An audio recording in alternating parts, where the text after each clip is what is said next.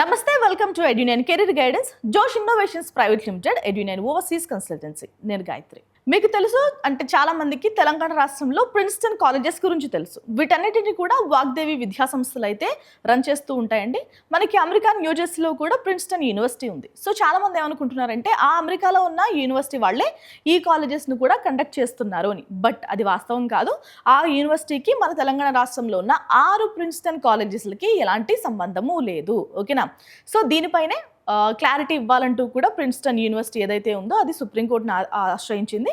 మన సుప్రీంకోర్టు కూడా దీనిపైన వెంటనే స్పష్టంగా పేపర్ ప్రకటన కూడా ఇవ్వాలంటూ కూడా స్పష్టం చేసింది. దానికి సంబంధించిన అప్డేట్ ఏంటో ఇప్పుడు చెక్ చేద్దాం. తెలంగాణ రాష్ట్రంలో నడుపుతున్న ప్రిన్స్టన్ కాలేజీలకు అమెరికా న్యూజెర్సీలో ఉన్న ప్రిన్స్టన్ యూనివర్సిటీతో ఎలాంటి సంబంధం లేదని బహిరంగంగా ప్రకటించాలని ఆ విద్యా సంస్థల యాజమాన్యమైన వాగ్దేవి ఎడ్యుకేషన్ సొసైటీని సుప్రీంకోర్టు ఆదేశించింది. ఈ మేరకు justice PV Sanjay Kumar, justice Vinod చంద్రన్లతో కూడిన ధర్మాసనం ఉత్తర్వులు జారీ చేసింది. ప్రిన్స్టన్ పేరుతో కాలేజీలు నిర్వహిస్తూ తమ ట్రేడ్ మార్క్ను దుర్వినియోగం చేస్తున్న వాగ్దేవి ఎడ్యుకేషన్ సొసైటీని నిలువరించాలని కోరుతూ అమెరికాకు చెందిన ప్రిన్స్టన్ యూనివర్సిటీ ట్రస్ట్ దాఖలు చేసిన పిటిషన్పై సుప్రీంకోర్టు స్పందించింది. ఇతర విద్యా సంస్థలు ప్రిన్స్టన్ యూనివర్సిటీ పేరును ఉపయోగించుకుంటూ కాలేజీలను నిర్వహిస్తే విద్యార్థులు మోసపోయే ప్రమాదం ఉంది.